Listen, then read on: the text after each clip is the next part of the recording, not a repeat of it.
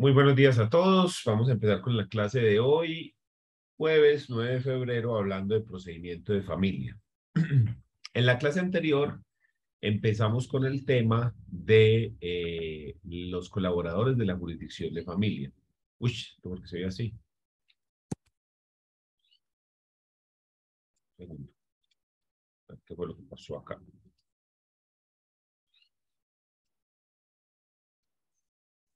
Ahí sí. Ahí lo ven bien.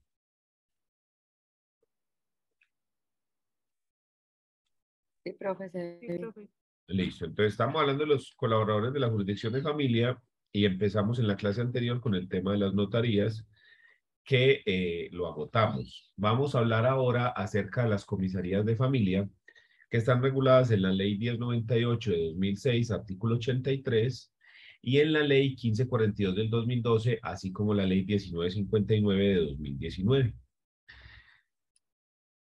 Las comisarías de familia, entonces, tienen, digamos, unas funciones particulares que están relacionadas dentro de estas normas y que, eh, digamos que son más parecidas como a una función policíaca, sin ser 100% de esa forma. Entonces encontramos, por ejemplo, que dentro de las funciones de las comisarías de familia está garantizar, proteger, restablecer y reparar los derechos de los miembros de la familia conculcados por situaciones de violencia intrafamiliar. Entonces, en las comisarías de familia, por ejemplo, es donde vamos a encontrar que se llevan a cabo estos procesos por violencia intrafamiliar. Ellos también, que es la segunda función, reciben las denuncias por violencia intrafamiliar y toman medidas de protección, como por ejemplo poner órdenes de restricción, ubicar a los menores de edad en un miembro, en un ambiente familiar o en un hogar de paso o en un hogar sustituto, activar todas estas rutas que hay para las víctimas de violencia intrafamiliar, sobre todo las mujeres y los menores de edad, que hay unas rutas que se activan donde hay apoyos psicológicos, sociales, etcétera. También ellos tienen la facultad, los comisarios de familia, de definir provisionalmente sobre la custodia y cuidado personal de los menores de edad, así como acerca de los alimentos y de la reglamentación de visitas. ¿Cómo así? Los padres se dirigen a la comisaría de familia para intentar regular las visitas, la custodia y los alimentos de sus hijos menores de edad. Dentro de la comisaría de familia, como vamos a ver más adelante, se puede realizar audiencia de conciliación para estos temas. Pero entonces surge un problema.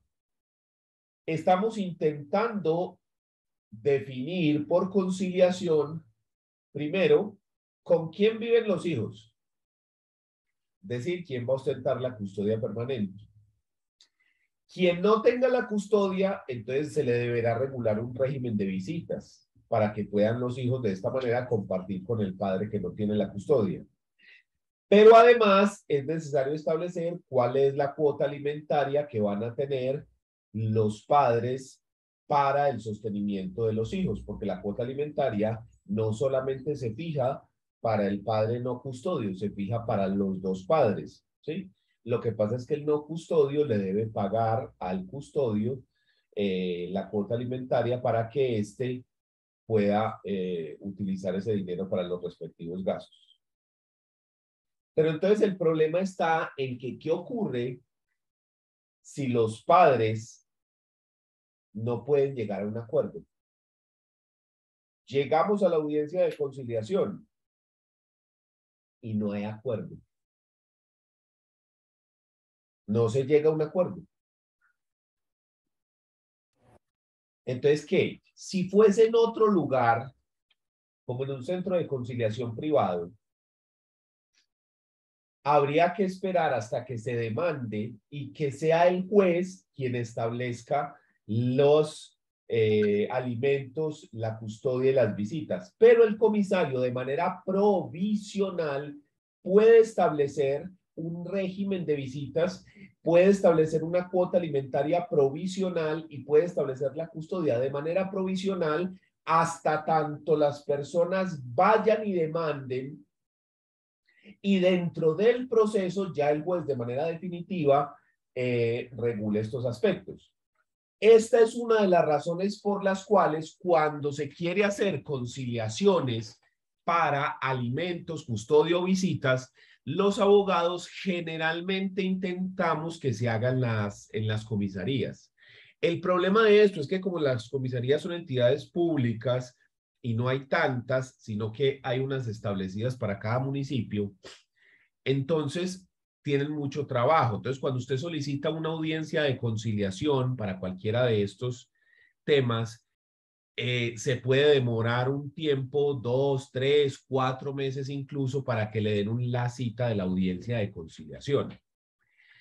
Pero lo que es muy bueno es esto de que el comisario tenga la facultad de establecerlas de manera provisional, las visitas, la custodia y los alimentos, porque es el único funcionario que tiene esa potestad. Si usted intenta una audiencia de conciliación ante cualquier otro funcionario, como cualquier centro de conciliación de una universidad o un centro de conciliación privado de otra forma, estos no pueden fijar esos alimentos y custodia y visitas provisionales. Entonces, realmente esto es una herramienta muy útil que tenemos porque es muy común que por conciliación no se alcance a resolver ese tema, sino que la persona tenga que ir hasta el juzgado. Pero entonces, de esta manera, pues podemos tener que hasta que el juez falle, tenemos una regulación de visitas. Es más, algunas personas ni siquiera demandan, sino que se quedan con esa regulación provisional, secula seculorum. ¿Sí? Y obvio es obligatoria y se puede obligar su cumplimiento y se puede ejecutar, porque esto queda en un acta que presta mérito ejecutivo, ¿cierto? Aun cuando no haya habido acuerdo, sino que haya sido fijado de esta manera, de manera provisional. Provisional porque no es definitivo hasta tanto el juez de familia no se pronuncie frente a estos temas. Pero ese es uno de los puntos claves que uno como abogado le dice a los clientes para que lo tengan en cuenta, que al tener la facultad los comisarios de definir provisionalmente, es mejor intentar la conciliación en esos temas eh, ante la comisaría de familia y esperar un tiempito o intentar entonces ante un conciliador privado sabiendo que no va a hacer esto y rápidamente solicitar el proceso judicial. Listo. Entonces, para que lo tengan ahí fácil. Siguiente, fijar las cauciones de composición. Dígame.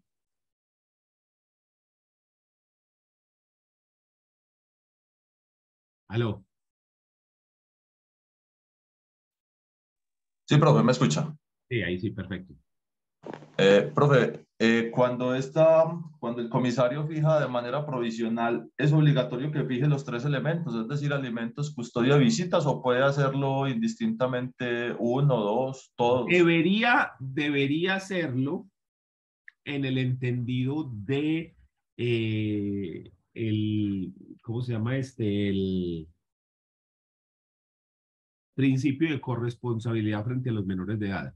Es decir, los derechos de los menores de edad son garantizados, dice el Código de Infancia y Adolescencia, por el Estado, la sociedad, todas las personas están tan. Entonces, ¿qué quiere decir esto? Que si el comisario de familia nota que hay alguna circunstancia que pueda hacer que se vulneren los derechos o que estos queden ahí como en el aire de los menores de edad, entonces debe pronunciarse frente a ello y fijarlo de manera provisional, así no se le haya pedido. Estamos, pero ahí estamos pidiéndole un activismo, casi que un activismo judicial, que es en algunos casos impropio de la gente, sobre todo porque yo no tengo más que el conocimiento que me aportan las partes. Es decir, si las partes llegan y nada más me están pidiendo alimentos y me escriben sobre el tema de los alimentos y demás, yo no tengo más elementos para fijarme en otras cosas, a menos pues que yo indague y pídale y les pida pruebas y conceptos acerca de los otros temas. Entonces, la cuestión es, ¿él podría fijar las otras cosas aunque no se le hayan pedido? Sí, en razón de ese principio de corresponsabilidad. Pero también puede quedarse la decisión única y exclusivamente para esas cuestiones, porque pues a mí me pidieron solamente conciliación para fijar cuota alimentaria, no para lo otro. Y puede ser que lo otro ya esté listo, o sea, ya ellos tienen muy claro cómo es la custodia y cómo son las visitas. Lo único que queda faltando son los alimentos. Por eso lo pidieron. Entonces, realmente se puede hacer una sola o varias, bien sea porque se pide o por esto de este principio de corresponsabilidad, donde él se da cuenta de que de pronto esos derechos pueden estarse vulnerando o pueden llegarse a vulnerar, entonces más bien hace esa regulación provisional.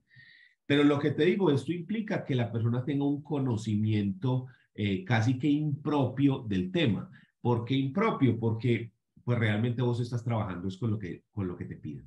Sí, vos estás trabajando con el documento que te aportaron y con lo que las partes digan en la audiencia.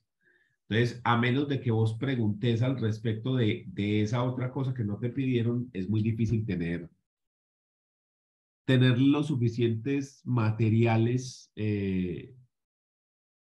digamos, probatorios en el sentido de penal para poder uno pronunciarse. ¿Listo? Pero sí se puede, perfectamente.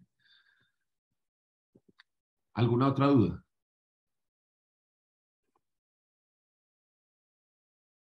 Entonces, sigamos. El siguiente punto es el de fijar las cauciones de comportamiento conyugal en las situaciones de violencia intrafamiliar. En las situaciones de violencia intrafamiliar se pueden proponer cauciones como, por ejemplo, evitar que las personas se acerquen, retirar del ambiente familiar a una de las personas, en fin. Iniciar, adelantar y fallar las acciones con miras a imponer medidas de protección a favor de las víctimas de violencia al interior de la familia y el subsiguiente seguimiento.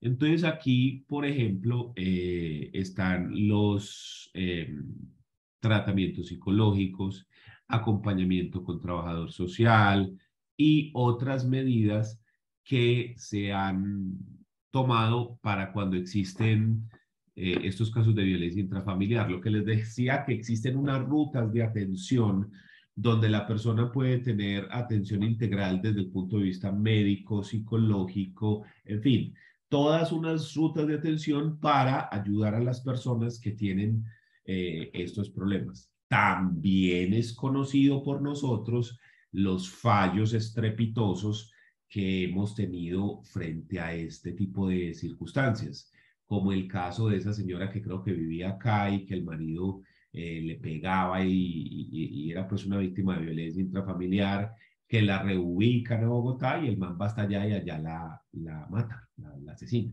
¿cierto? O sea, ha habido unos casos pues estrepitosos, pero gracias a esos fracasos y a esos tropezones, pues se han ido cada vez construyendo, digamos, unas rutas de ayuda y de atención para las personas más y más efectivas. No son la panacea ni mucho menos, pero ahí están. Entonces ese comisario puede actuar en conjunto con esas otras entidades ya establecidas para esa atención especializada y puede ordenar la vinculación de una persona víctima de violencia intrafamiliar a esas líneas o rutas de atención que generalmente involucran, lo que les digo, profesionales del área de la salud mental, acompañamiento incluso para reubicarse en otro municipio o en otro departamento. O sea, hay muchas formas en las que el comisario puede ayudar a las personas víctimas de violencia intrafamiliar. ¿Listo? Pam, pam. Adelantar actuaciones de policía judicial cuando sea necesario, como también en estos casos de violencia intrafamiliar pueden actuar como policía judicial en el sentido de que pueden recoger evidencias que luego pueden ser llevadas al proceso judicial, en este caso sería el penal por violencia intrafamiliar, pero no solo eso, sino que, por ejemplo, en el caso de los menores de edad cuando cometen delitos, tienen que ser tratados también algunas circunstancias por policía judicial, entonces ellos tienen esas funciones que les permite actuar de esa forma. También pueden recibir las denuncias penales por el delito de violencia intrafamiliar y recibir denuncias penales por delitos contra niños, niñas y adolescentes. Esto significa NNA, niños, niñas y adolescentes, por delitos contra ellos. ¿Sí? Como por ejemplo el ejercicio abusivo de la patria potestad. Ese ejercicio abusivo de la patria potestad se da en circunstancias como cuando los padres no dejan ver, uno no deja ver al otro los niños. ¿Estamos? O el incumplimiento de la cuota alimentaria. En esos casos, esa comisaría de familia puede encargarse de recibir esas denuncias y de brindar un acompañamiento en los procesos que de ahí se desprendan, procesos de tipo penal o de otras naturalezas. El comisario de familia se puede encargar de brindar pues ese acompañamiento. ¿Listo? Entonces, esas son básicamente las funciones de la comisaría de familia. ¿Listo? Pasemos a hablar de la otra entidad que es muy similar, que es la Defensoría de Familia o el Defensor de Familia. Recordemos, estamos en el mismo punto en que estábamos ahorita hablando de los colaboradores de la jurisdicción de familia. Es este. Entonces, estamos comisarías de familia y ahora vamos a las defensorías de familia, ley 1098 del 2006, que es el Código de Infancia y Adolescencia, artículo 79. ¿Listo? Entonces, vamos para allá. Pero necesito hacer una... Entonces, continuamos. Entonces, vamos a pasar a hablar de la Defensoría de Familia, artículo 79 de la ley 1098, que es el Código de Infancia y Adolescencia. Entonces, estos tienen muchas más funciones o muchas más competencias que la comisaría de familia. Estas todas están sacadas de ese artículo 79 del Código de Infancia y Adolescencia, que es esa ley 1098. Entonces vamos a hacer un repaso. O sea, básicamente lo que yo hice en estas diapositivas que vamos a ver, es coger lo que está ahí y pasarlo a un gráfico, pues, para que se vea más atractivo a los ojos, pero realmente no tengo más que una transcripción de un lado al otro. El primero es adelantar de oficio las actuaciones necesarias para prevenir, proteger, garantizar y restablecer los derechos de los niños, las niñas y los adolescentes, cuando se tenga información sobre su vulneración o amenaza. Entonces, con el Código de Infancia y Adolescencia se creó, digamos, ¿cómo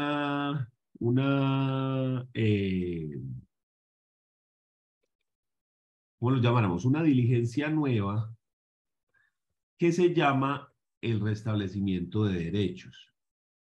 El restablecimiento de derechos es un proceso administrativo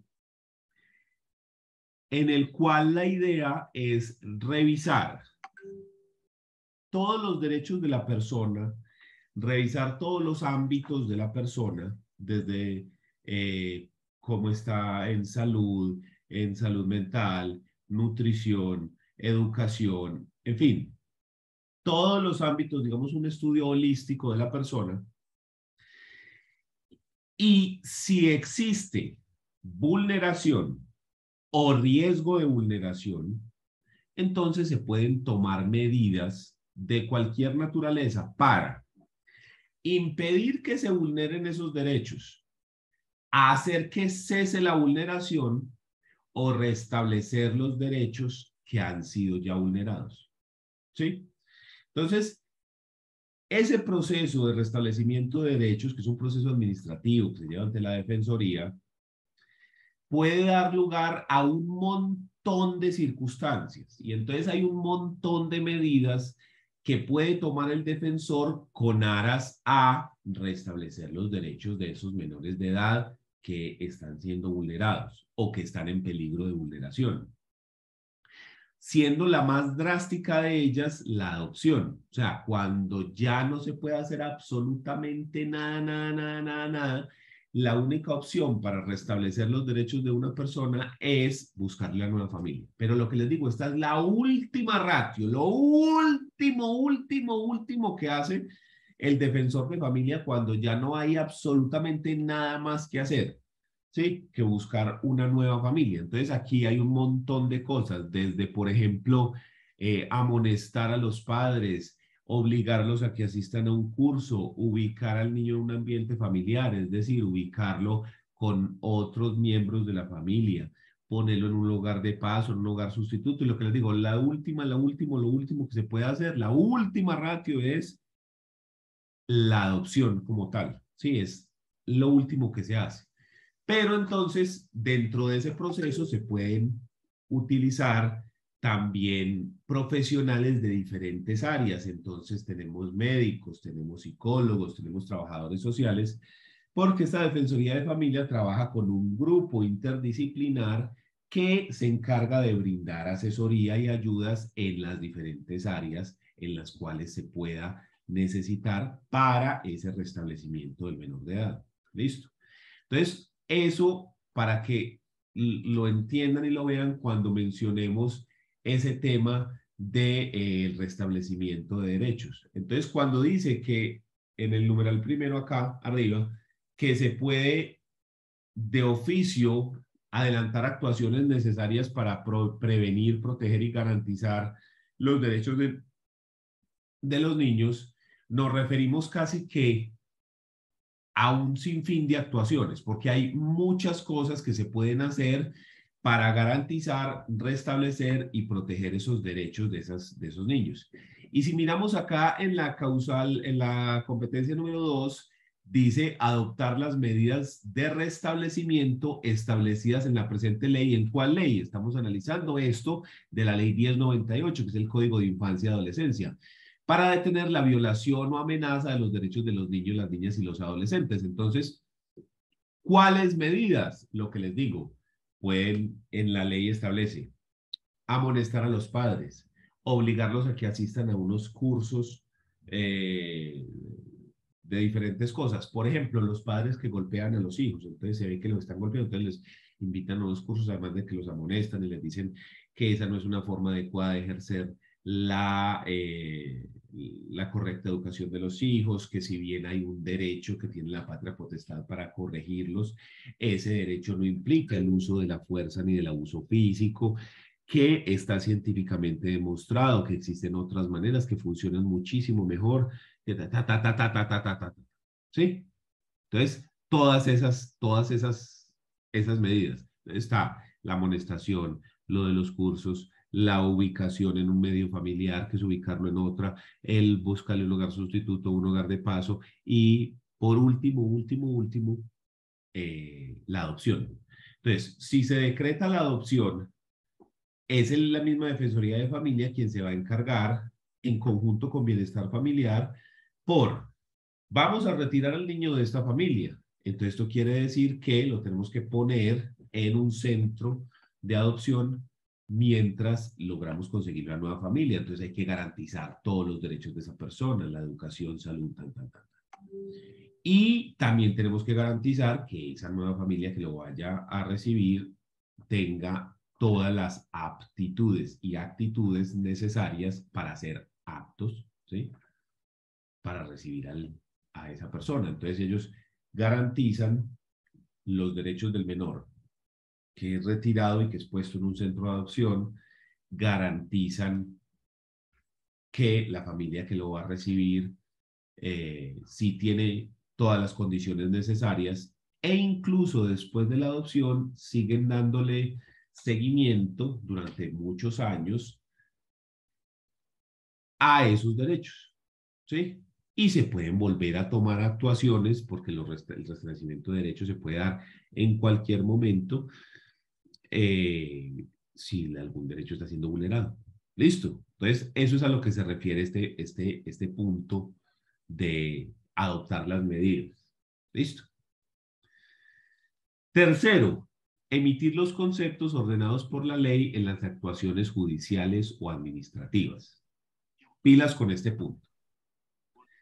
Emitir los conceptos ordenados por la ley en actuaciones judiciales o administrativas. Por regla general, en todos los procesos judiciales donde existan menores de edad, debe estar presente el defensor de familia. O se le debe pedir un concepto acerca de lo que se está discutiendo en el proceso con respecto a los derechos de ese menor de edad. Ejemplo, estamos haciendo una sucesión y dentro de esa sucesión hay un hijo menor de edad. Entonces, cuando nosotros hacemos la sucesión, incluso en notaría, en juzgado también, y nosotros presentamos la partición, es decir, decimos cómo es que se va a repartir y qué es lo que le va a tocar a cada persona, esto se envía al defensor de familia para que emita un visto bueno, para que revise el proceso y identifique si los derechos del menor de edad están siendo vulnerados o no. Y en caso negativo, entonces, que emita un concepto favorable para que el proceso pueda continuar. En todos los procesos donde haya menor de edad es necesario la presencia del defensor de familia. Y en todos los procesos liquidatorios, como la sucesión, es necesario que ese defensor de familia emita un visto bueno. Incluso en los procesos de divorcio, si es de mutuo acuerdo, entonces en juzgado se exige que si el divorcio es de mutuo acuerdo y hay hijos menores de edad, además del divorcio se tiene que presentar el acuerdo sobre visitas, custodia y alimentos. Y ese acuerdo se envía al defensor de familia para que éste emita un concepto favorable. Y ni qué decir de los procesos donde se está discutiendo eso, ¿sí? Entonces, es muy importante la participación del defensor de familia porque este es el encargado de velar por los intereses de esa persona. Y nosotros tenemos que tener en cuenta esto porque si dentro del proceso dejamos vulnerable al menor de edad, puede que no se nos otorgue el visto bueno y que estemos obligados a modificar. Por ejemplo, dentro de la sucesión hacemos una repartición inequitativa y dentro de esa repartición estamos vulnerando los derechos de ese menor de edad. Ahí mismo el defensor de familia va a decir, un momentico, aquí hay un problema por esto y esto y esto y esto. Hágame el favor y corríjalo. Y ni qué decir, pues, de los procesos donde ya estamos tratando un tema de un derecho de menor de edad por sí. Como, por ejemplo, una licencia de venta o licencia de enajenación de bienes de menores de edad. Si los hijos son dueños de una finca, un apartamento, porque, digamos, se los dejó el abuelo, ¿ya? Como el menor de edad todavía no tiene la administración de sus bienes, entonces esta la ejercen sus padres, que son los representantes legales. En virtud de la patria potestad, los padres ejercen la administración de los bienes de los hijos. ¿Correcto? El administrador se encarga de mantener los bienes en el estado en el que se los hayan entregado para su administración. Pero el administrador no puede disponer de los bienes, entonces el administrador no puede vender donar, etcétera, los bienes del menor de edad. Pero se puede solicitar una autorización para enajenar estos bienes en caso tal de que esto sea necesario precisamente para garantizar los derechos del menor de edad. Le pongo un ejemplo de la vida real. Esto me ocurrió a mí en un caso. Resulta que muere Pedro, ¿sí? Y Pedro tenía 2 hijos. Le hago aquí el diagrama. Pedro. Y Pedro tenía 2 hijos menores de edad.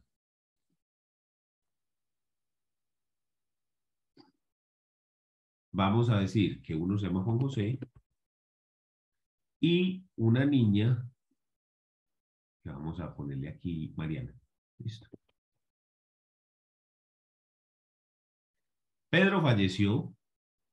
Entonces, en el proceso, nosotros vamos a repartir en la sucesión los bienes de Pedro entre Juan José y Mariana 50-50. ¿Cuál es el problema? Que Pedro, a su vez, tiene 2 hermanos. Hugo,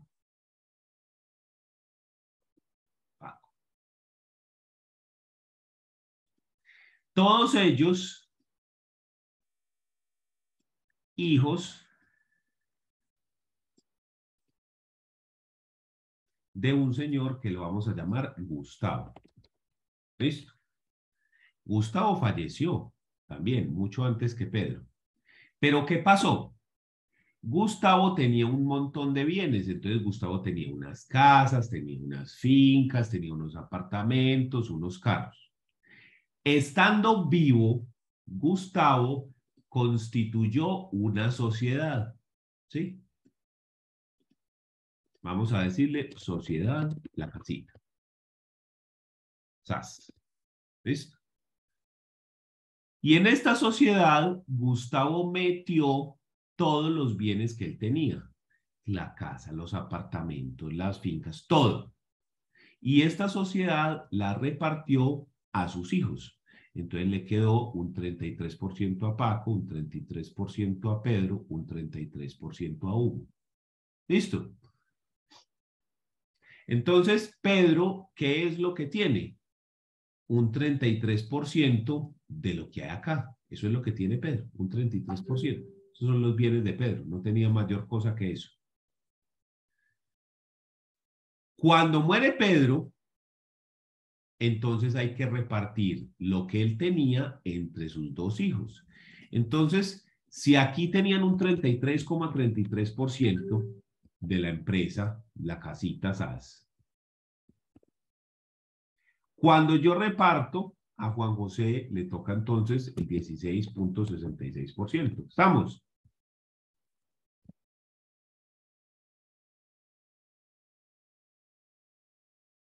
Muy bien.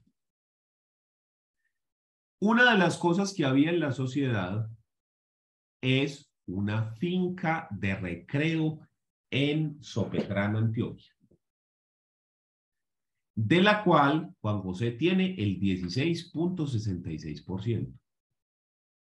Pero entonces los tíos, Paco y Hugo, no se llevan bien con la mamá de Juan José. Y entonces ellos le proponen a la mamá de Juan José y le dicen, vea, hagamos una cosa. Ni nosotros le caemos bien a usted, ni usted nos cae bien. Ahora para nosotros compartir una finca de recreo. ¿Sí? ¿Qué hacemos con eso? Además, una finca de recreo no produce sino gastos. Porque entonces hay que pagar para la piscina, que hay que pagar para que corten el césped, que hay que pagar que... Exacto. Entonces no produce nada. Entonces hagamos una cosa. Nosotros 2, Paco y Hugo, le vamos a comprar a usted este 16,66%. Para quedarnos con la finca, no con todo, con la finca al 100% nosotros. Sí, porque ya con la otra niña habían arreglado también. Entonces, la persona dice, me parece un buen cambio, porque de esa forma el pelado sale de un bien ocioso que lo único que hace es generar gastos y podría con ese dinero comprar un bien productivo, por ejemplo, comprar un apartamento, ¿sí? O la cuota, pues, inicial de un apartamento. Entonces, cuando se hace la licencia de enajenación, se le dice al notario, se le dice, señor notario, solicito que se dé una licencia para enajenar el 16.66% que este pelado tiene en la finca, ¿cierto? Y se explican todas estas razones, que eso es una finca de recreo, que eso no produce sino gastos, que se puede cambiar ese dinero por un bien productivo, en fin, todas esa justificación para esa venta, para esa licencia de enajenación del bien, pasa a el defensor de familia para que éste lo revise. Y el defensor de familia se pronuncia diciendo si sí o si no le parece correcto. En este caso que les digo, el defensor de familia dijo, sí, estamos de acuerdo, véndalo. Y recuerdo muy bien que era una finca en Sopetrán, sí, no me acuerdo si la finca estaba dentro de la sociedad o no, creo que no, creo que era que la habían comprado por aparte. Pero la circunstancia es la misma, tenían un porcentaje pues sobre la finca. Y recuerdo que con la venta de ese porcentaje sobre la finca, compró la mamá del pelado un apartamento de interés social, ¿sí? Para alquilar. Entonces, cambió ese porcentaje que lo único que hacía era, vea, que hay que pagar el predial, que hay que pagar los servicios, que hay que pagar el jardinero, que hay que pagar al piscinero, que hay que pagar el TAN, por un apartamento con el cual le reportaba una renta mensual. Entonces, un negocio redondo. ¿Estamos? Entonces, cuando nosotros decimos que ese defensor de familia lo que hace es emitir los conceptos ordenados por la ley en las actuaciones judiciales o administrativas, nos referimos a eso, que muchas veces se exige que el defensor de familia, como garante de los derechos del menor de edad, se pronuncie y emita un concepto favorable o desfavorable para una determinada actuación. Ese es el punto, ¿sí? Y esto pasa en todos los procesos donde haya menores de edad. Siempre va a haber la presencia del defensor de familia y muchas veces se les pide un concepto expreso de si están de acuerdo o en desacuerdo. ¿Dudas? Profe, Dígame.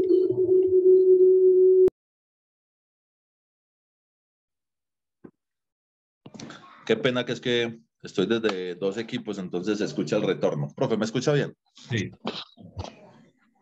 Profe, el término para la respuesta a esos conceptos del defensor de familia, entiendo, es alrededor de los 60 días, ¿verdad?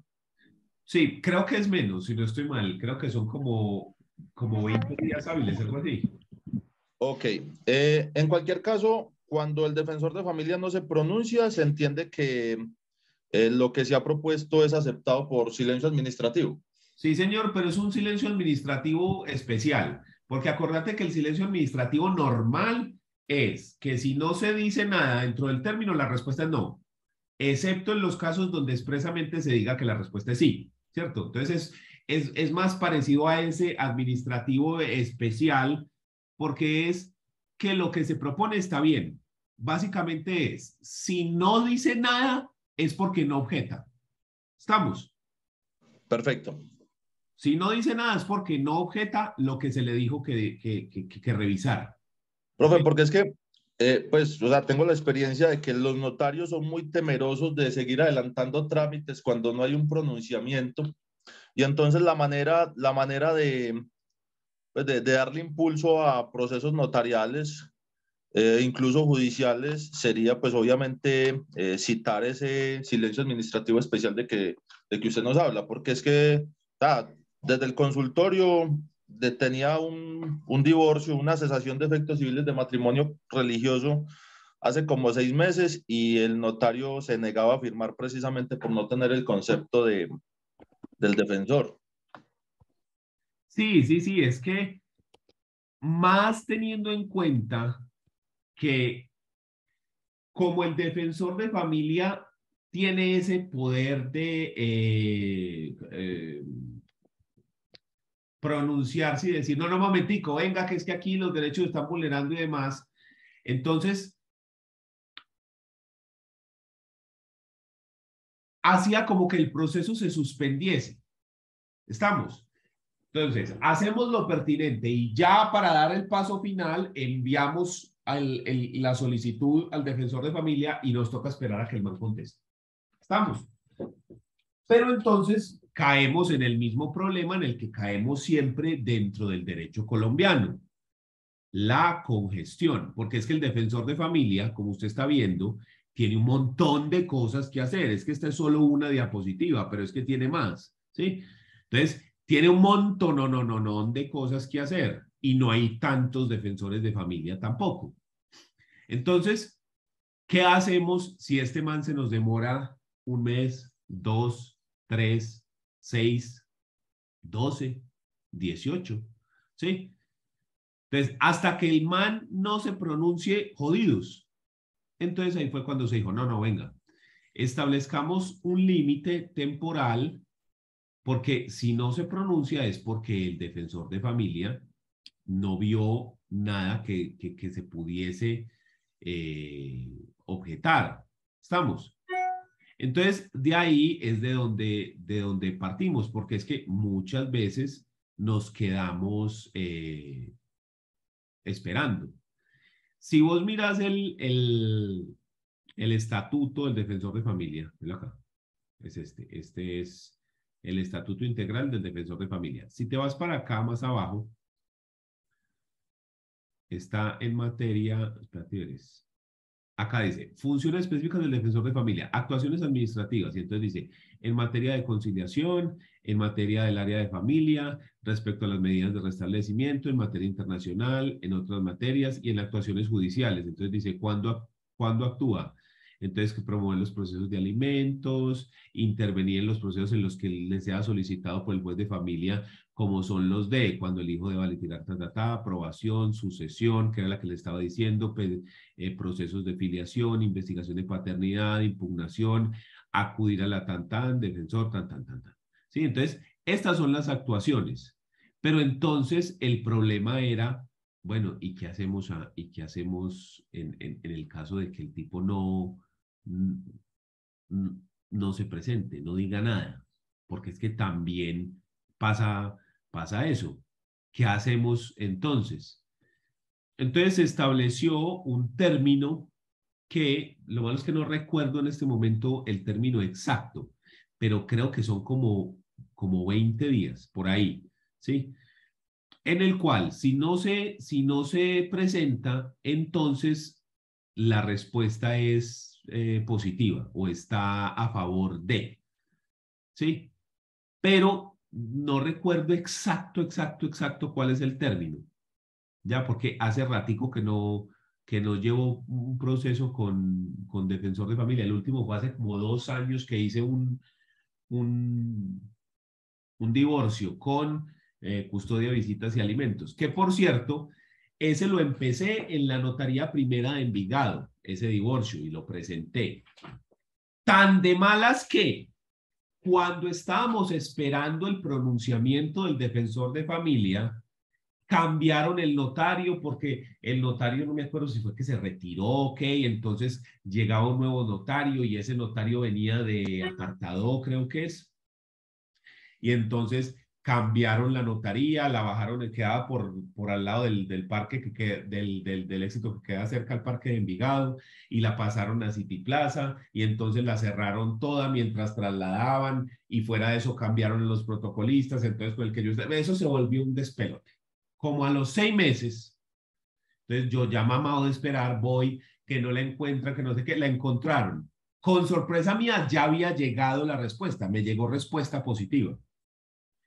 Entonces yo, bueno, ¿y qué pasa? Si ya llegó la respuesta positiva, ¿por qué no han autorizado? No, es que el notario va a volver a empezar el trámite desde cero porque él no va a firmar nada que haya empezado el otro notario, que él tiene que empezar los trámites desde cero, si no, no firma nada. Pero si ya teníamos hasta la respuesta positiva, respuesta, no el silencio, la respuesta. después de pelear, me voy para la notaría segunda y allá me dicen, vea, tráigame todo el expediente, incluyendo la respuesta, y nosotros le damos validez aquí a todo y se lo hacemos. Sí, hasta ahí volví a trabajar con la notaría primera, pues. Pero el punto es ese, que ahí en la notaría segunda nos dijeron, vea, esto ya pasó tanto, tan, ustedes tienen la esta positiva, y fue donde la última vez que nos tocó y nos hablaron, si no lo hubieran tenido, que es el silencio, de pronto, tan, tan, tan. Pero lo que te digo, no recuerdo el término exacto porque eso ya fue hace como 2 años y no recuerdo cuál fue cuál es el punto, pero sí tiene un número de días específico, pero lo malo es que no me acuerdo cuánto es. Sí, si alguien lo tiene o lo sabe por ahí, nos lo hace saber que de verdad que es importante, pero es que no me acuerdo realmente cuál es. Entonces, ¿hay que suspender el proceso? No. Porque lo que se hace es, se espera el término y ya se continúa. Así no se haya pronunciado porque pues ya tenemos la disposición que nos dice efectivamente cuánto es lo que hay que esperar y podemos continuar con el proceso. Ejercer las funciones de policía judicial que estén señaladas en este código. Esto es porque ellos también pueden actuar como policía judicial, sobre todo en los casos donde tenemos menores de edad infractores de delitos, ¿sí? Entonces ellos también pueden actuar como defensores, perdón, como policía judicial en esos casos. Quinto, dictar las medidas de restablecimiento de los derechos para los niños, niñas y adolescentes menores de 14 años que cometan delitos. Recordemos que el Código de Infancia y Adolescencia, que es la Ley 1098 de 2006, establece o crea el sistema de responsabilidad penal para adolescentes. En ese sistema de responsabilidad penal, entonces se nos habla de qué pasa con los menores de edad que cometen delitos. Y básicamente separamos a los menores de edad en dos grupos. Los mayores de 14 a 18 y los menores de 14. ¿Estamos? Los que tienen entre 14 y 18 años, entonces vamos a decir que estos sí cometen delitos y tienen unas penas por esos delitos especiales. O sea, no se trata como si fueran adultos, pero tiene unas penas especiales con la máxima siendo pena privativa de la libertad por un término máximo de 5 años. ¿Listo? Como término máximo. Y hay otras ahí pues en intermedias. Y menores de 14 años se entiende que no cometen delitos, que los menores de 14 no cometen delitos, sino que entran en un proceso de restablecimiento de derechos, porque se tiene la idea de que si una persona menor de 14 está involucrada, por ejemplo, en un hurto, en un homicidio o algo así, le están siendo vulnerados sus derechos, porque esa persona no tendría por qué estar participando en una actividad delictiva, sino que alguien se está aprovechando de esa persona, alguien no le está dando la educación que esa persona debe tener, alguien no está actuando de manera adecuada y es por esa razón, por la vulneración de los derechos, la persona tendría que estar estudiando, tendría que estar en su casa, tendría que estar haciendo otras cosas, no cometiendo delitos, ¿sí? Entonces, la persona no tiene responsabilidad penal, por tanto, no lo consideramos un delito, sino que antes consideramos que esta persona es una víctima más en el entendido que sus derechos están siendo vulnerados por estar en participación de eso. ¿Estamos? Entonces, en esos casos también se inicia el proceso de restablecimiento de derechos, donde, como ya les dije ahorita, hay un montón de actuaciones o de soluciones a las que podemos llegar, siendo la última de ellas, de nuevo, la adopción.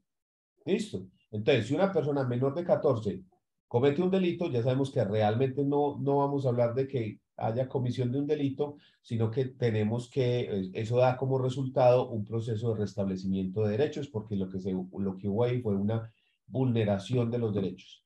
Si es mayor de 14, entonces sí hablamos de que haya la comisión de un delito y sí hablamos de que haya unas penas, incluso privativas de la libertad, pero son unas penas especiales, las cuales se pagan en unos lugares especiales, como la Pola, que es el lugar de reclusión para estas personas, acá en Medellín y su área metropolitana, o otros sitios pues destinados para eso, con unas condiciones especiales muy diferentes a una cárcel pues normal, como decir Bellavista. ¿Estamos?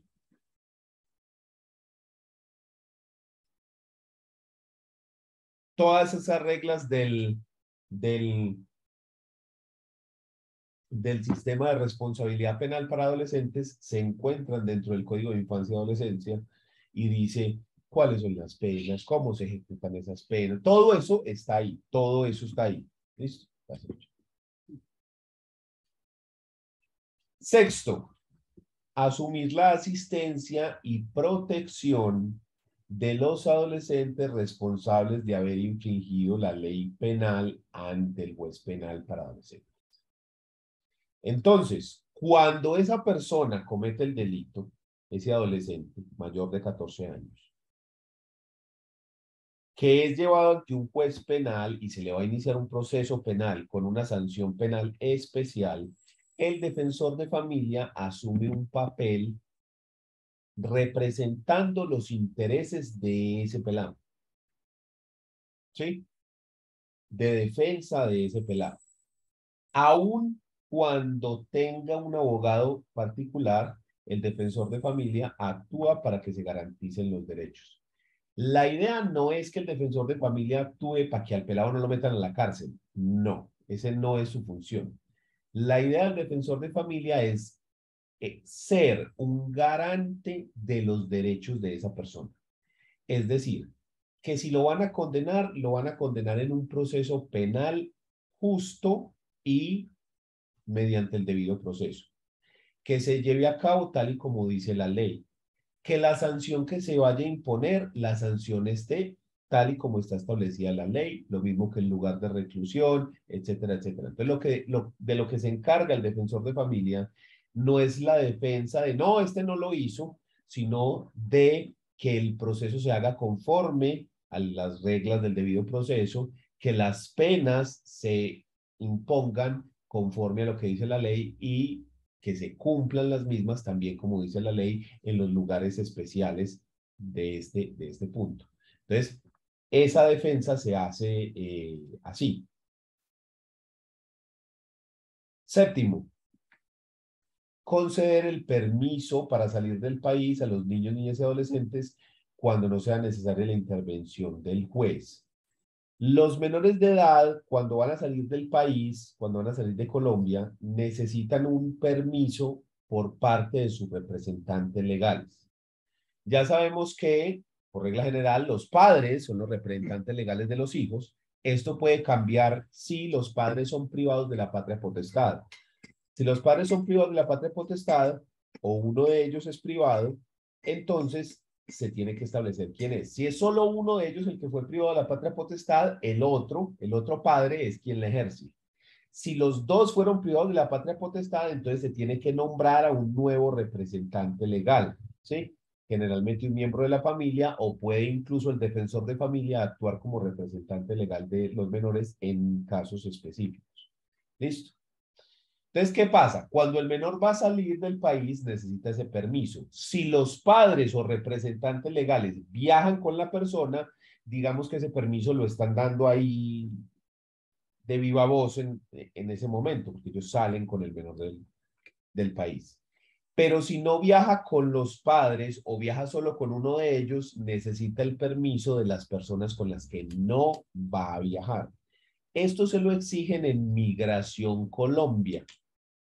En migración, en los aeropuertos, ¿sí? O en los puertos, le piden no solo el pasaporte, identificación y todo eso, sino además el permiso si no viaja con los representantes legales. Pero en algunos casos ocurre, por ejemplo, que el papá se quiere llevar a los niños de vacaciones para Disney y la mamá solamente de pura pica no le da el permiso para joder al papá, sabiendo que los principales perjudicados son los menores, ¿cierto? Pero dice que no le da el permiso solo por joderle la vida. ¿Estamos?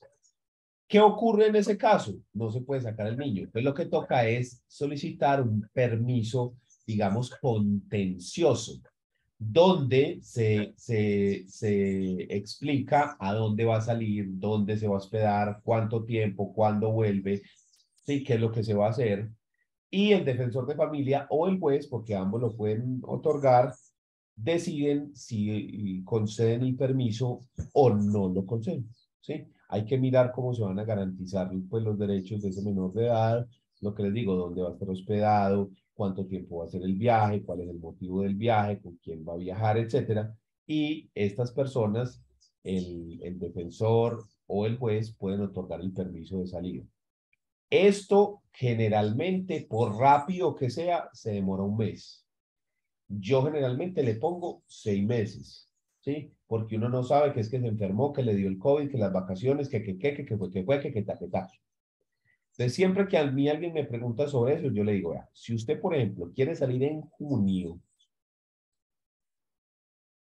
y necesita hacer este trámite, está, mejor dicho, es en mora de empezar hoy, 9 de febrero, pero en mora. Porque si usted está muy de buenas y se lo dan rápido, póngale para el 20 de febrero, pues bueno, el permiso dice las fechas, el destino específico donde la persona va a salir. Pero si usted esté de malas, que tengas un campito y que no se vaya a perder el viaje por no haber solicitado el permiso con la debida anticipación. Entonces, yo siempre calculo 6 meses que se demora para obtener el permiso. No, que es que se demora 15 días, que es que se demora 8 días, que es que se demora un mes, que es que se demora... Es mejor prevenir que curar. ¿Estamos? Entonces, los invito a que también le digan a la gente siempre un término muy alto, 6 meses, para que la persona se ponga las pilas y empiece a gestionar con anticipación y que no se vayan a presentar problemas que impliquen después la cancelación de esta clase de viajes que realmente pues genera mucha problemática. Miren, les cuento otro caso de la vida real que me ocurrió que uno hace como, no jodas. Resulta que una señora colombiana se va a vivir a Estados Unidos y viviendo allá se conoce con un man, tiene una relación ahí que no dura mucho, pero fruto de esa relación la señora queda en embarazo y tiene un niño. Y el man se desapareció de la faz de la tierra, ¿sí? Entonces la señora lo demanda en alimentos en Estados Unidos. A la final le quitan la patria potestad, pero el man se desapareció de la faz de la tierra, no le ha dado al pelado ni con qué envenenarse, ¿sí? Y la señora lo demandó, le quitó la patria potestad, tal cosa, ni siquiera la señora sabe dónde está el man, si está vivo o está muerto, se desapareció. Estamos. Cuando el pelado tenía como unos 7, 8 años más o menos, entonces la mamá, que hacía mucho no venía a Colombia, dice, venga, programemos unas vacaciones para ir a Colombia. Nos vamos en diciembre y nos volvemos por ahí en enero. Y así conoce a la familia de Colombia, conoce Colombia al pelado. Entonces, y yo veo pues la familia, vuelvo a comer frijolitos y empanadas, que hace muchos años que no. Entonces la señora se viene para acá. Y estando acá, se le ocurre la graciosa idea de registrar al pelado en la registraduría como colombiano, porque tiene derecho por la mamá a ser colombiano. O sea, el pelado entró como americano, lo registra como colombiano. Cuando lo va a registrar, ¿es hijo de quién? Si mira, aquí está el registro civil de nacimiento de Estados Unidos, traducido por traductor oficial. Le dicen, de la señora tal y del señor ta. Muy bien. Pues bueno, que se acaban las vacaciones y que la señora ya se va a volver para Estados Unidos, ya empieza el niño otra vez su año escolar y sus cosas. Y llegan al aeropuerto y le dicen, ok.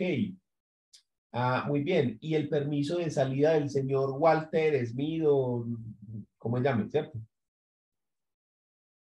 ¿Cómo así? Sí, es que vea, aquí dice que el papá es Walter Smith y el niño es colombiano, ¿cierto? Aquí en las reglas de Colombia dice que los niños necesitan permiso de salida del país de los padres si no viajan con ellos. Usted viaja con él y el papá. La señora ni siquiera tenía idea de ese man estaba vivo o muerto. ¿En dónde está ese man? ¿Qué problema? Entonces me contacta, le digo yo, hay que pedir un permiso de salida del país. ¿Sí? En ese momento todavía el defensor no lo podía dar, entonces tocó hacerlo judicialmente. Se nos demoró como 6 o 7 meses. Total, ¿qué pasó? Al pelado no lo podían dejar desescolarizado, entonces le tocó matricularlo acá, en un colegio acá, le tocó dejar al pelado todo el año, y el pelado que se quería condenar aquí le estaba dando ya como depresión con psicólogo y todo, porque no hablaba tan bien el español, porque él estaba acostumbrado a sus amigos de allá, estaba acostumbrado a la metodología de allá, estaba así. Entonces aquí que no le gustaba, que no quería, fuera de eso la mamá no se pudo quedar con él, sino que se tenía que devolver porque ella trabajaba, era allá. Entonces como mantenía, entonces lo dejó aquí con la abuela y la tía, y el pelado, no, un desastre completo. Un año le tocó dejarlo porque se obtuvo el permiso, pero ya se lo lleva a mitad de año, entonces ya no lo recibían allá, se volvió un despelote eso. Estuvo un año aquí el pelado, se fue otra vez para Estados Unidos y dice que no quiere volver aquí ni a deshacer los pasos, que pasó el peor año de su vida, que no sé qué. Mejor dicho, le crearon ahí el trauma al son de nada, por un desconocimiento y por no ser previsivos con eso. Entonces, por eso le digo, siempre dígale a las personas que se demora 6 meses. Así se demore 2 horas. ¿Por qué? Porque no sabemos. Pueden hacer muchos imprevistos. Jessica. Profe, o sea que el juez también puede dar salida permanente del país. Sí, lo que pasa es que los jueces se demora más. De hecho, primero era únicamente el juez el que lo podía hacer. Pero como mantienen tan llenos, este proceso es más demorado. Se puede demorar incluso un año ante el juzgado. Entonces, se le dio la potestad también al defensor de familia para que se hiciera ahí y que se haga más rápido. Generalmente, un mes, 2, más o menos. Pero volvemos a lo mismo, que se enfermó, que es que le dio COVID, que es que vacaciones, que fue, que taque, entonces mejor 6 meses. Entonces cualquiera de los dos lo pueden hacer, los dos tienen la facultad. Pero ahí está. A la final, ¿qué pasó con ese? Pues se pidió el permiso y ya, se fueron para allá, no supe nada más de esa familia. Pero mire pues el problema por un desconocimiento pendejo. Si ella no lo hubiese registrado, hubiese sido diferente, porque pues el niño es americano, entró como americano, aplican otras reglas diferentes.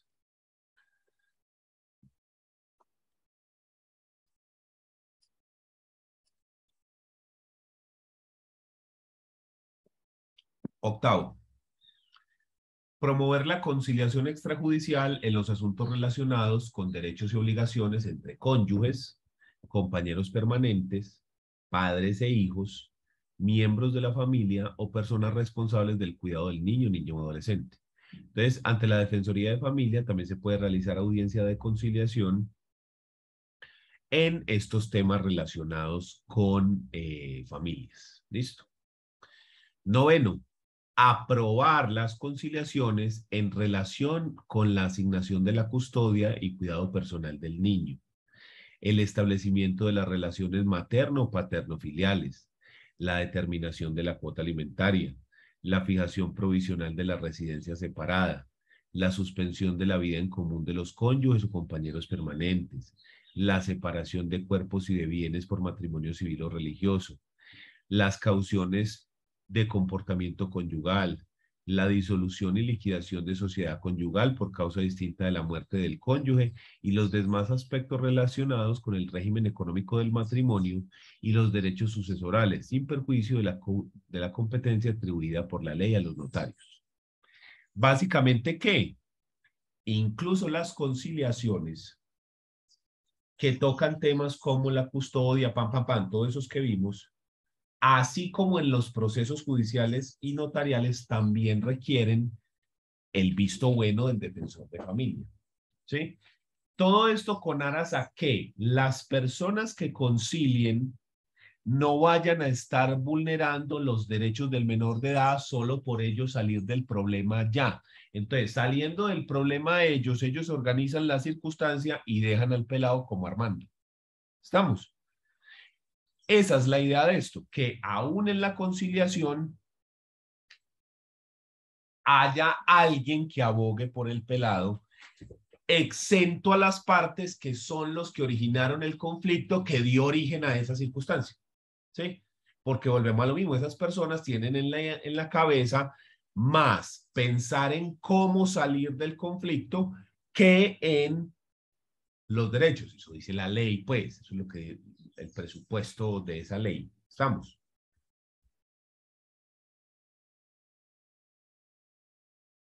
Décimo, citar al presunto padre con miras al reconocimiento voluntario del hijo extramatrimonial nacido o que esté por nacer y en caso de producirse, extender el acta respectiva y ordenar la inscripción o corrección en el nombre del registro del Estado civil. Entonces, recordando que cuando nosotros queremos establecer la filiación, es decir, la relación entre padre e hijo, operan en Colombia varias presunciones. La primera presunción es la presunción de maternidad, donde decimos que el hijo se presume de la madre por el solo hecho de haber nacido. Si una mujer da a luz a un niño, entonces nosotros vamos a presumir que ese niño es hijo suyo. ¿Listo? Entonces, la madre solamente con el certificado de haber nacido vivo, que es el certificado que dan los médicos en los hospitales cuando nace el pelado, es una certificación que se llama certificado de nacido vivo. Déjeme, yo miro si tengo una imagen de eso. Creo que del de nacido vivo no tengo. A ver, déjeme, yo miro acá.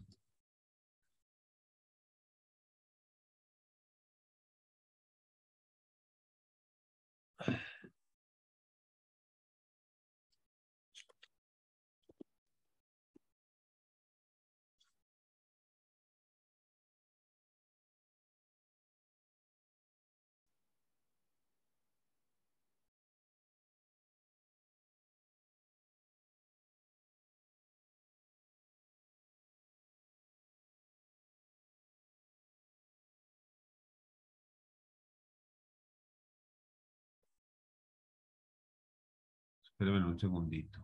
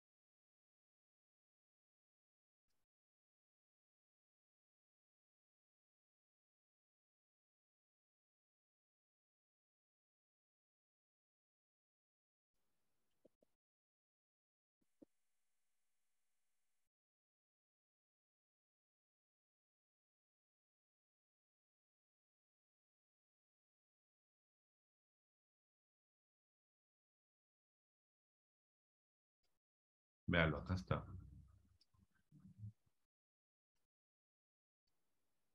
Mírenlo. Entonces, vea, dice acá, certificado de nacido vivo antecedente para el registro civil. Los datos tan. Entonces, número del certificado de nacido vivo. Acá hay un número de certificado, departamento Antioquia, Medellín, área del nacimiento, cabecera municipal, fecha del nacimiento, el 4 de marzo del 2021, hora del nacimiento las 6:58, sexo del nacido vivo, femenino, grupo sanguíneo A positivo, factor RH positivo, apellidos y nombres de la madre, cédula de ciudadanía de la madre, y aquí aparecen los datos del médico que certifica el nacido vivo. En este caso, Villegas Lopera Juan Camilo, él es el que certifica que esta persona nació vivo. Con este certificado de nacido vivo se va hasta la notaría Y en la notaría entonces se hace el registro civil de nacimiento. Es este. Véalo acá. Entonces, con ese de nacido vivo, ya la persona, a la madre, le van a, digamos, a adjudicar al hijo, ¿sí? Entonces aquí aparece el número de identificación personal, los datos de la oficina donde se está haciendo el registro, notaría, datos del inscrito, entonces aquí van los nombres del hijo, apellido de la madre, apellido del padre, nombre, fecha de nacimiento, el sexo y el grupo sanguíneo y el lugar del nacimiento. Y acaban los datos de la madre. ¿Listo? ¿Qué pasa con el padre? Ahí opera la segunda presunción. Si tenemos presunción de paternidad, vea, ahí nos pasaron otro registro, otro de nacido vivo, muy bacano, vea, este otro. Muchas gracias, vea. Aquí hay un formato de ese. Lo voy a descargar para mostrarlo más fácil, que es más legible. Entonces, si la madre es casada, entonces opera la segunda presunción, que es que el hijo de mujer casada se presume del marido. Entonces, si la mujer es casada, aporta el registro civil de matrimonio y entonces se ponen los datos del padre en el registro civil de manera automática. Acá van los datos del padre o madre y acá los otros. ¿Listo? Pero ¿qué pasa si la madre es soltera? En ese caso, no opera la presunción de paternidad y se requiere el reconocimiento. Si usted mira acá más abajo, aparece el reconocimiento paterno y una firma, véalo acá abajo. Entonces, esto es lo que la gente llama darle el apellido. Es realizar el reconocimiento. El reconocimiento al hijo es un acto voluntario donde el padre reconoce que ese pelado es su hijo. Y no es que le dé el apellido es simplemente ¿cómo lo decimos? La consecuencia de ese parentesco, sino que a partir de ese momento se genera el parentesco por consanguinidad entre padre e hijo y todos los derechos y obligaciones que se generan del mismo. Entonces, como esto es un acto voluntario, la persona puede ir directamente a la notaría y firmar voluntariamente ese reconocimiento.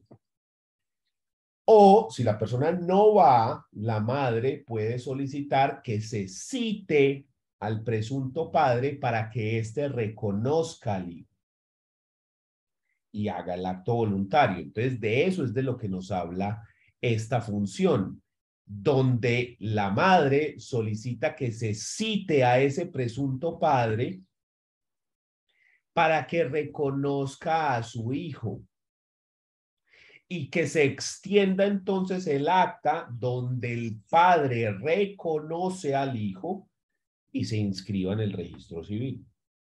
Dar el apellido, básicamente. Pero sigue siendo un acto voluntario. Entonces, ¿qué pasa si citan a la persona y el tipo dice, no lo reconozco, no le voy a dar el apellido, como dicen en la calle? Ahí ya lo que seguiría sería demandar en un proceso de filiación, que es donde se practica la prueba de ADN, para que el juez determine si es o no es hijo. Y si el juez en la sentencia efectivamente determina que sí es un hijo, entonces ordena que se haga el registro en el respectivo registro civil. Entonces, en ese caso, acá en el registro civil, ¿sí? Acá en el espacio para notas, aquí diría sentencia, juzgado donde se declaró que el padre, señor es el señor es el padre. Entonces, acá en el espacio para notas iría la relación de la sentencia, fecha de la sentencia, juzgado y radicado del proceso de filiación, donde se dijo que se ordenaba que se inscribiera como padre a fulano de tal.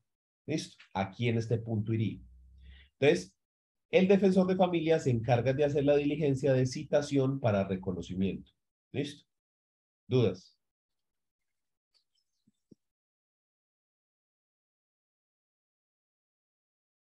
Sigamos. 11. Promover los procesos o trámites judiciales a que haya lugar en defensa de los derechos de los niños, niñas o adolescentes e intervenir en los procesos en que se discutan estos derechos sin perjuicio de la actuación del Ministerio Público y de la representación judicial a que haya lugar. Acá en este punto tenemos dos cosas. La primera es que el mismo defensor de familia puede actuar demandando por los derechos de los menores de edad. Por ejemplo, el padre no cumplió con la cuota alimentaria que se pactó en conciliación. El defensor de familia, a nombre del menor de edad, puede hacer la demanda ejecutiva de alimentos a nombre de ese pelado. El defensor de familia actúa como el abogado del demandante. ¿Estamos? Entonces, la primera parte es que el defensor puede actuar como demandante. Para esto, pues hay que acercarse y solicitar la colaboración en unos casos determinados, sobre todo cuando las personas son de bajos recursos y no tienen con qué contratar a un abogado, para que el defensor de familia actúe como abogado y haga la demanda. ¿Estamos? Pero tenemos la segunda parte, que es intervenir en los procesos en que se discutan derechos de menores de edad sin perjuicio de la actuación del Ministerio Público y de la representación judicial a que haya lugar. ¿A qué nos referimos con esto? Estamos haciendo una sucesión, estamos haciendo un proceso de divorcio, estamos haciendo cualquier otro proceso. Y como ya les había dicho, el defensor de familia tiene que estar presente, no solo mediante el visto bueno, sino que en los procesos judiciales tiene que presentarse como un tercero interviniente, coadyuvante de los derechos del menor de edad. ¿Estamos?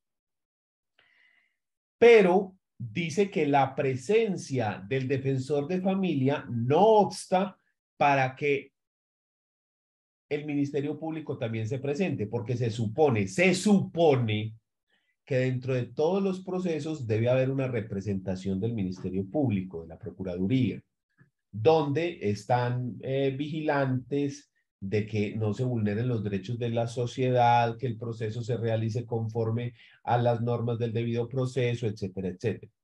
Realmente todos los procesos deberían tener la actuación de un procurador, pero simplemente no hay tantos procuradores para actuar en todos los procesos. Entonces, si bien en algunos actúan y se ven, en muchos otros no, pero todos los procesos tienen la posibilidad de que en cualquier momento aparezca el procurador y diga, buenas, vengo aquí a hacer como una especie de auditoría, ¿sí? Entonces eso es casi que como al azar, que esté ahí el procurador. El deber ser sería que en todos los procesos esté. Pero el hecho de que esté el procurador no obsta para que también esté el defensor de familia.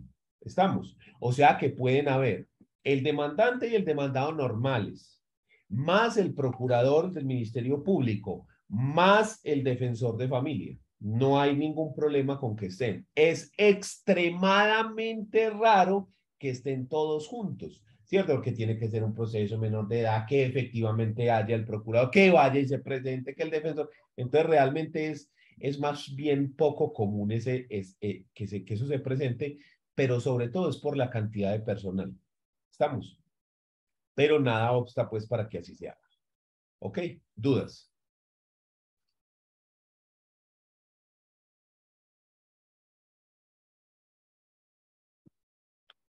Um, 12. Representar a los niños, las niñas o adolescentes en las actuaciones judiciales o administrativas cuando carezcan de representante o este se halle ausente o incapacitado o sea el agente de amenaza o vulneración de derechos. Aquí hay que decir varias cosas. Lo primero es que cuando un menor de edad va a actuar como parte dentro de un proceso judicial, tiene que hacerlo a través de su representante legal. Esto porque, volvemos a lo mismo, el menor de edad todavía no tiene la capacidad de ejercicio. Entonces no se puede representar por sí mismo, no puede comparecer al proceso por sí mismo. Así como las personas jurídicas tampoco pueden actuar por sí mismos porque son una ficción legal y actúan a través del representante legal. Es la misma figura. No tiene la capacidad de ejercicio. Entendiendo que la capacidad es un atributo de la personalidad, todas las personas tienen capacidad y la capacidad se divide en dos, la capacidad de goce y la capacidad de ejercicio. La capacidad de goce es la que nos permite disfrutar de los derechos, por ejemplo, tengo derecho a la vida, a un ambiente sano, tan. La capacidad de goce se adquiere por el solo hecho de ser persona. Desde el momento en el que se es persona, se adquiere la capacidad de goce. Pero la capacidad de ejercicio, que es la que nos permite, por ejemplo, autogestionarnos, representarnos a nosotros mismos, actuar sin intermedio de otra persona, manejar el patrimonio, etcétera, se adquiere a los 18 años. Entonces, los menores de edad no se pueden representar a sí mismos. Tienen capacidad de goce, pero no tienen capacidad de ejercicio.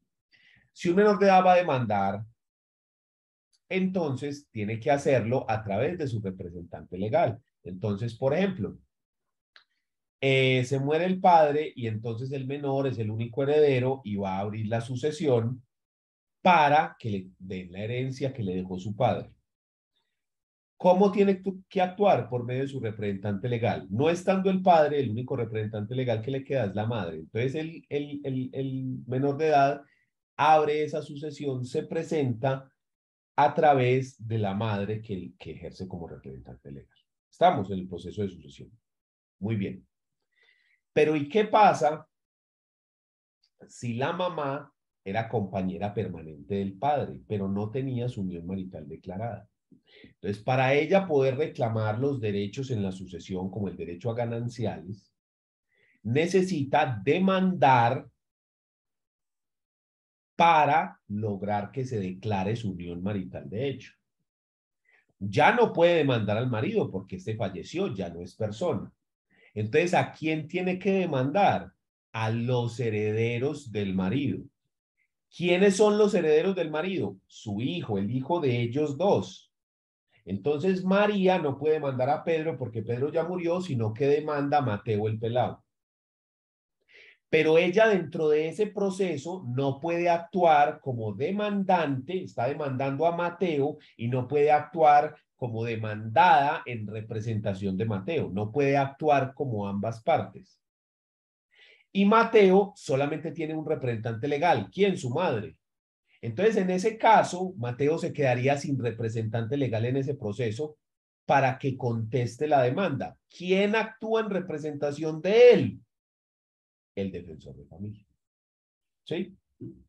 Entonces, cuando el mismo representante legal va a demandar a su hijo, es necesario que haya la presencia de otra persona que represente legalmente al hijo, solo por ese proceso. Es decir, la madre sigue siendo la representante legal del pelado para todo menos para ese proceso. En ese proceso es el defensor de familia quien actúa como representante legal. Lo mismo que pasaría si, por ejemplo, ambos padres mueren y entonces hay que hacer la sucesión de ambos padres. El pelado no tiene representante legal, entonces le tenemos que nombrar uno. ¿Listo? ¿Dudas?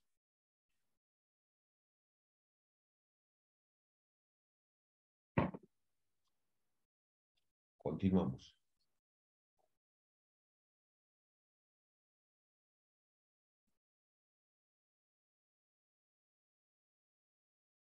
Entonces, esa es la primera parte. Lo segundo dice, cuando carezca de representante, los padres fallecieron. Cuando éste se halla ausente o incapacitado, esta figura de ausente es lo que el Código General del Proceso llama la declaración de ausencia, que es un proceso de jurisdicción voluntaria. Cuando una persona desaparece, no sabemos nada de la persona, se puede declarar ausente. Es decir, que la persona no está para ejercer sus derechos y obligaciones, en cuyo caso se le nombra un representante legal, pero necesitamos demandar a ese ausente, por ejemplo, por alimentos, por ejemplo, qué sé yo, custodia, visita, en fin, cualquier cosa así donde haya una persona que está ausente, no sabemos dónde está. Entonces, como esa persona no puede comparecer a nombre de su hijo porque está ausente, entonces le nombramos un representante legal que lo ejerce la Defensoría de Familia. O en el último caso, nos dice que cuando sea el padre o el representante legal, el agente de la amenaza o la vulneración de derechos. Esto es lo que ocurre en los procesos de alimentos, ejecutivos de alimentos. Cuando se establece la cuota alimentaria, donde dice cuánto paga el padre y cuánto paga la madre, entonces resulta que la madre no paga alimentos. Entonces toca demandar en un ejecutivo para que la madre cumpla con su obligación alimentaria. Entonces el pelado le toca demandar a la madre. ¿Estamos? Volvemos a lo mismo, no se puede actuar en calidad de demandante y demandado porque la madre sería representante legal del pelado, entonces tendría que actuar por medio de ella para demandar. No se puede porque la van a demandar a ella. Entonces, en ese caso, si el otro padre no puede ejercer la representación legal, entonces se hace a través del representante legal, del defensor de familia, perdón. Entonces, mire cómo este nos propone varios ejemplos en los cuales el defensor de familia actúa como representante legal del menor, pero en la mayoría de los casos van a actuar los padres como los representantes legales o otra persona, porque si los padres están privados de la patria potestad, quien actúa en representación legal es el que esté determinado en el registro civil. Ahí mismo en ese espacio para notas que vimos ahorita acá, en este espacio donde se ponía lo del reconocimiento en el caso de una demanda por filiación, donde se ponía eso, también se pone, por ejemplo, la inscripción de la privación de la patria potestad si los padres están privados de la patria potestad, y además también se pone la anotación de quién es el representante legal si los padres fallecieron ambos o están privados de la patria potestad. En este espacio para notas es donde tenemos todo eso. ¿Listo?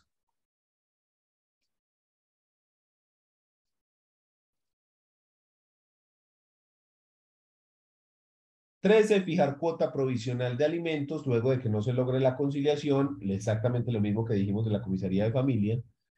Declarar la situación de adoptabilidad que se encuentra el niño, niña o adolescente y autorizar la adopción en los casos previstos por la ley.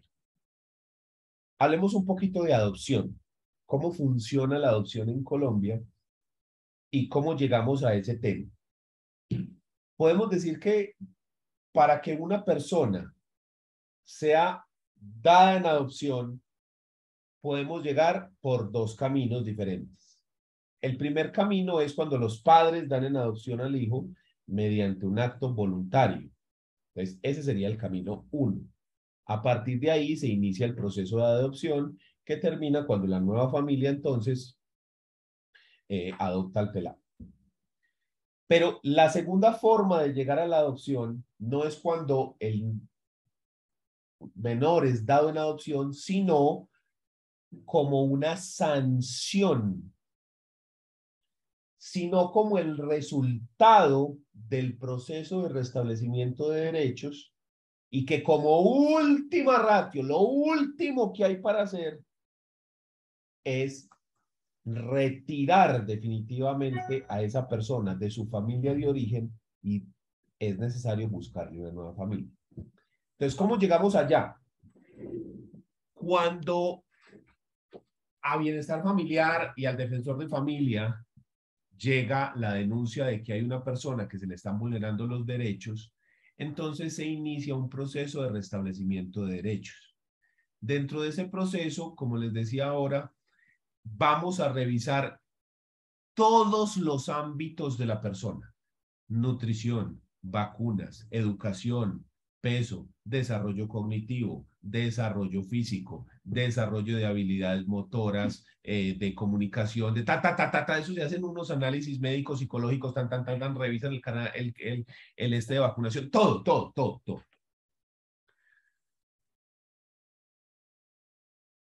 Si la circunstancia es muy grave, entonces usted puede, por ejemplo, sacar al niño de la familia y entregarlo en medio familiar, es decir, entregarlo a uno de los miembros de la familia diferentes a los padres para que estos se hagan cargo del cuidado del menor y de esta manera evitar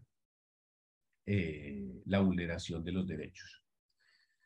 Pero vamos a suponer que esto no se puede, que no hay más miembros de la familia o que la gente no puede o no está dispuesta a asumir ese cuidado de esa persona. Para esto es necesario comunicarse con la familia extensa hasta el 6º grado de consanguinidad. Si nadie está dispuesto a recibir a esa persona, entonces se puede iniciar el proceso de adopción. Pero lo que les digo, esto es lo último que se hace. Antes se intenta hacer de todo, pero definitivamente no se puede. La persona no puede volver a su familia de origen porque ahí se le están vulnerando los derechos y habría un riesgo gravísimo de que se le vulneren todavía más, ¿sí? Nadie más dentro de su familia extensa está dispuesto a acogerlo o no hay familia extensa, entonces no lo podemos ubicar en un medio familiar. Entonces, el defensor de familia emite la resolución de adoptabilidad, donde se dice que esa persona no puede permanecer en su familia de origen. No hay nadie más que se vaya a hacer cargo de esa persona hasta el 6º grado de consanguinidad. Y que por lo tanto es necesario que entre en un programa de adopción para encontrarle una nueva familia. Entonces, con esa resolución de adoptabilidad, la persona entra en uno de los programas de adopción que tiene bienestar familiar y estando en un establecimiento especializado para eso, donde tienen la vivienda, la alimentación, atención médica, educación, todo, se empieza el proceso. Por otro lado, cuando una persona o una familia quiere adoptar, entonces se acercan a bienestar familiar y allá deben cumplir con un montón de requisitos. Dentro de esos requisitos está demostrar que tienen la capacidad económica suficiente para sostener a la persona, las habilidades físicas, psicológicas y demás. Entonces se hacen entrevistas con psicólogos, con trabajadores sociales, visitas domiciliarias, visitas a la familia, visitas a los lugares de trabajo, ¿sí? Todo esto para determinar que esa familia sí es apta para recibir a una persona. Si después de este proceso la familia obtiene, digamos, una calificación positiva y le dicen sí, felicitaciones, usted sí puede recibir a una persona, entonces se inicia el proceso para adoptar. Entonces ya les dan el visto bueno, entonces se programan unas reuniones donde, dependiendo de un montón de factores, se buscan personas que puedan coincidir. ¿De qué manera? Los niños no se adoptan como ir a Dunkin' Donuts a comprar. Ve, dame esa. No, no, no, la de trato. No, esa. No, así no funciona el asunto. Entonces, por ejemplo, tiene que haber unos rangos de edad, tiene que haber una diferencia de edad de 25 años entre el adoptante y el adoptivo. ¿Listo? Fuera de eso, se reúnen con las personas y dicen, venga, usted preferiría adoptar un niño, una niña, ¿de qué rango de edad? Todo el mundo quiere adoptar al niño Jesús. Monito, bebé, de ojos azules, que haga milagros. Todo el mundo quiere adoptar a esa persona. Pero la respuesta es que de eso no hay. ¿Sí? En Colombia, las personas somos así, morenitos generalmente, no hacemos milagros, sino muy de vez en cuando y así. Entonces, qué hombres, qué mujeres, qué de tales edades y demás. Se crea entonces un perfil como de las personas que encajan dentro del perfil que la persona estaría dispuesta a recibir. Con ese perfil que se crea en unas sesiones con la familia, el defensor de familia, entonces se empieza a buscar por parte de los defensores y de bienestar familiar eh, personas que puedan encajar con ese perfil. Cuando tienen una lista, 2, 3, una persona, 5 personas que puedan encajar, entonces se hace una nueva reunión con esos padres adoptantes para ver si estarían interesados en conocer a algunos de esas personas cuyos perfiles se acomodan al resultado que dio las reuniones previas. Y ahí pues puede haber una fotico de la persona. Estamos. Entonces, bueno, que queremos conocer a Miguelito. Entonces, se puede planear una visita al centro de adopción donde pueden conocer a la persona y, en fin. Vamos a suponer que hicieron clic, que dijeron, sí, muy bien, esta es la persona, queremos que haga parte de la familia. También hay reuniones por parte de bienestar familiar con el menor de edad. Ve, mira, ¿qué opinan de estas personas? Mira esto. Se puede incluso programar que salgan con el pelado un día, un fin de semana. Se pueden hacer ese tipo de cosas. Y la idea es evaluar, mirar a ver que si haya compatibilidad, si que están de acuerdo tanto la familia como el menor de edad. En caso tal de que sí, todo funcionó perfecto, ellos cumplen con todos los requisitos, están dispuestos a adoptar a esta persona, esa persona también está de acuerdo con que ellos sean los padres adoptantes, positivo por todos los lados, entonces el defensor de familia expide la resolución de adopción, donde dice que estas personas van a adoptar a esta persona. Pero todavía no ha pasado nada. Eso es una resolución de carácter administrativo. Y aunque le pueden decir, llévese al niño para la casa desde ya, hay que pasar todavía por un proceso judicial de homologación de esa decisión, donde al juez hay que demostrarle que todo el proceso, tanto el que se hizo con el menor de edad en el restablecimiento de derechos, que dio lugar a la resolución de adoptabilidad, como el proceso que se hizo con los padres, que dio lugar a la viabilidad de la adopción, y el proceso que se hizo en conjunto, que dio como resultado la resolución de adopción, se hicieron de manera correcta. Entonces, al juez hay que demostrarle que el proceso con el pelado, bien, que el proceso con los padres, bien, y que el proceso que terminó en una adopción, bien. Si pasó algo, no se llamó al que era, no se presentó un soporte, no, se puede eliminar, se puede cancelar esa resolución de adopción. Entonces, esto es muy jodido porque el proceso, por ejemplo, para que los padres obtengan el visto bueno, se puede demorar de 1 a 2 años. ¿Estamos? El otro proceso puede demorar 1 mes, 6 meses, así. Y el proceso judicial se puede demorar mínimo otro año más. 6 meses, pues, si a usted se le aparece el baloto judicial, ahí se le gana el baloto judicial. ¿Estamos?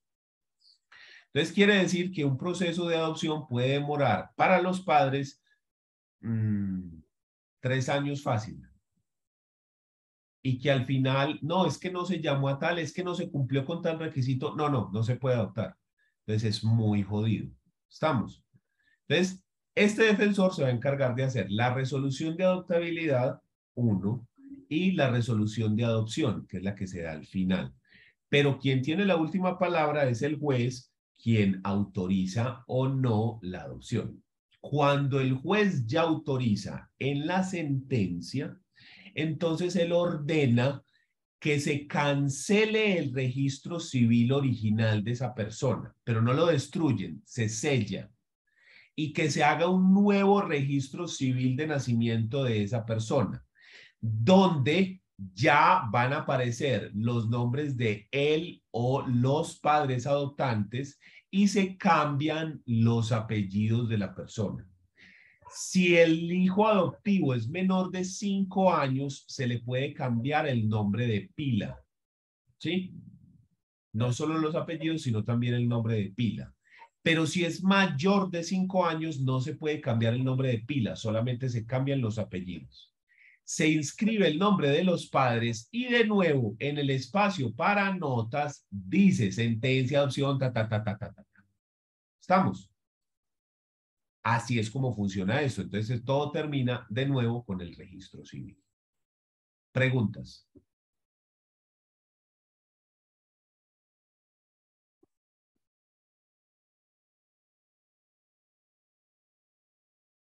Muy bien.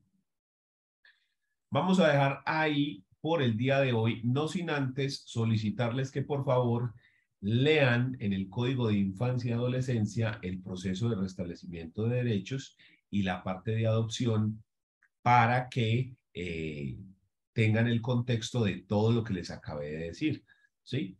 En esa parte no son muchos artículos y además los artículos son más bien cortos. Hay unos muy poquitos que son largos, pero ahí nos explican qué es eso del restablecimiento de derechos, qué es lo que se mira, cómo es todo este trámite que les acabé de decir. Entonces, por favor, péguenle una leidita a eso.